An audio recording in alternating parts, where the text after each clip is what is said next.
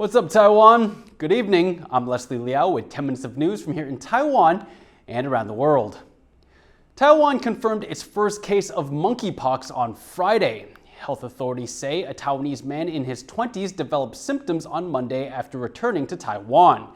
He had been studying in Germany.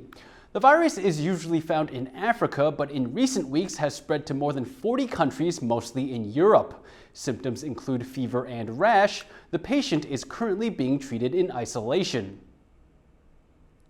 Taiwan recorded nearly 46,000 new cases of COVID and 152 COVID-linked deaths on Friday.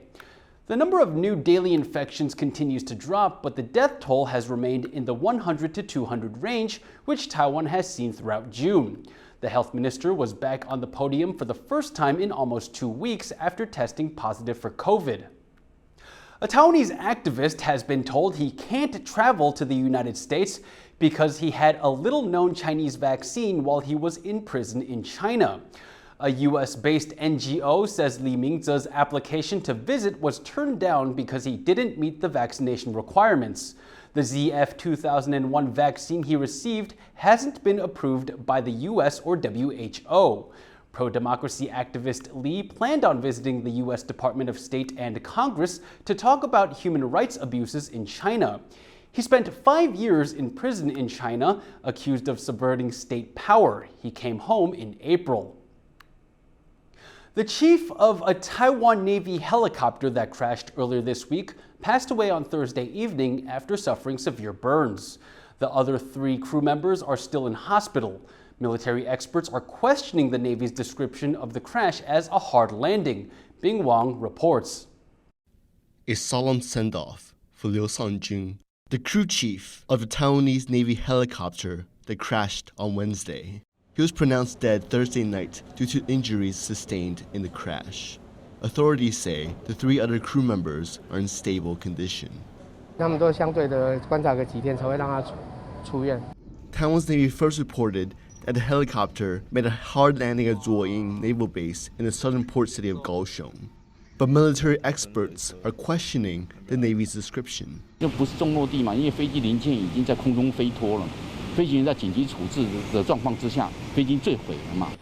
believe a tail rotor failure is the likely cause of the crash. 直升机后面有个小螺旋桨，如果这个小螺旋桨失效的话，那直升机就打转往下掉。所以它应该不是一个迫降。It's the 4th crash involving an S-70C anti-submarine helicopter since it entered service over 30 years ago. Taiwan's Navy says it has grounded the remaining 18 S-70Cs in its fleet while it investigates the cause of the crash. For now, the family of Liu and the remaining crew members must wait for answers. Damon Lin and Bing Wang for TaiwanPlus. China has suspended imports of horse mackerel from a Taiwanese firm, claiming its packaging tested positive for COVID-19. The week-long suspension from Taiwan's Donghe Food Industries comes after China placed a blanket suspension on grouper imports earlier this month, claiming the presence of banned chemicals. China has blamed several of its COVID-19 outbreaks on traces of the virus found on items from overseas, including a letter mailed from Canada and salmon from Norway. The U.S. says NATO's new strategic concept, expected to be announced next week, will voice concerns about China, including its economic practices. As Jaime Okan reports, the announcement is set to be made at the Leaders' Summit in Madrid and will not only put the war in Ukraine on the agenda, but also highlight security in Asia. NATO's upcoming Leaders' Summit is seen as more crucial than ever as it takes place against a backdrop of Russia's invasion of Ukraine. The alliance is considered to be a factor in Moscow's aggression. Ukraine was seeking to join the security treaty partnership before the tanks rolled in. So the summit in Madrid will be focusing on not only the current geopolitical situation playing out in Eastern Europe, but will also be looking to prevent possible future conflicts, putting China's growing influence and intentions in the Asia-Pacific region firmly on the agenda. The strategic concept, which is due to be announced, sets the tone for the talks ahead. It lays out the guidelines for NATO's international and security policy. On Thursday, Washington stressed the significance of alignment with its allies, especially when confronting China.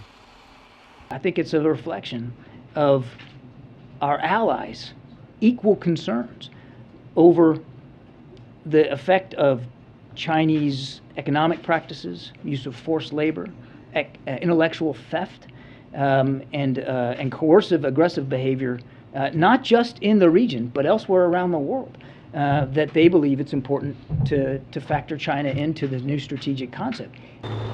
The partnership has 30 members, including the United Kingdom, Turkey, European Union countries, and the US. Following Russia's invasion of Ukraine, the momentum for membership has picked up. Finland, which borders Russia, and Sweden have expedited their membership bid. For the first time, heads from the Asia-Pacific region will be taking part in the Leaders' Summit. The Japanese, Australian, and New Zealand prime ministers and South Korea's president are all due to attend. Piper Yu and Jaime Ocon for TaiwanPlus.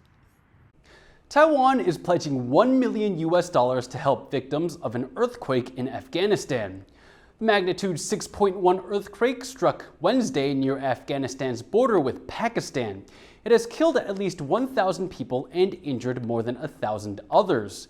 Taiwan's foreign ministry said it hoped that destroyed homes could be rebuilt as soon as possible.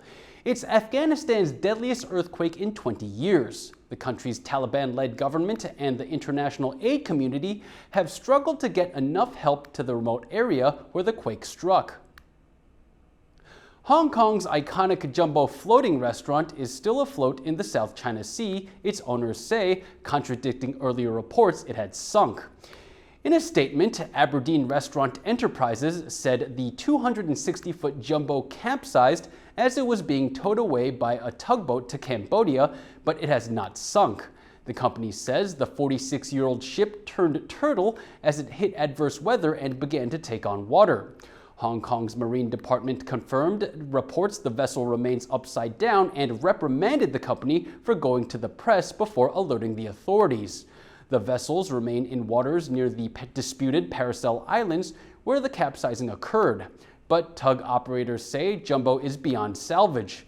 The popular tourist attraction was towed out of Hong Kong's Aberdeen Harbor last week after the business, hit by the pandemic restrictions and border closures, was forced to close.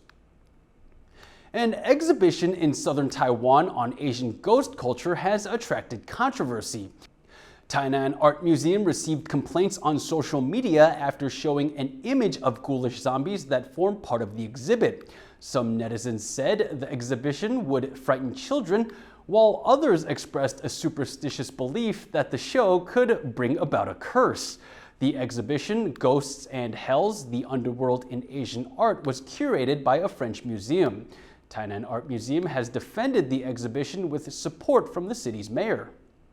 希望说大家去看这个展览的时候，要多从艺术文化，而不是从这个鬼灵精怪的方向去看。13-year-old Taiwanese American Liao has been crowned Masterchef Junior USA. Liao!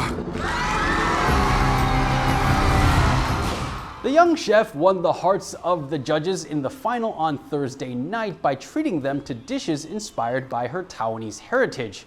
She wins a grand prize of $100,000, money that she says will go towards her college tuition. Thank you for watching What's Up Taiwan. Remember to download the TaiwanPlus app for more stories from Taiwan and around the world. Finally today, we leave you with images of a zero-star hotel room with no walls or ceiling that sits close to a sign showing gas prices and passing cars. But this hotel has no residents, as it's actually an art installation by Swiss artists, the Rinklin brothers. I knew the tourism sector was having a hard time. I didn't know it was this bad.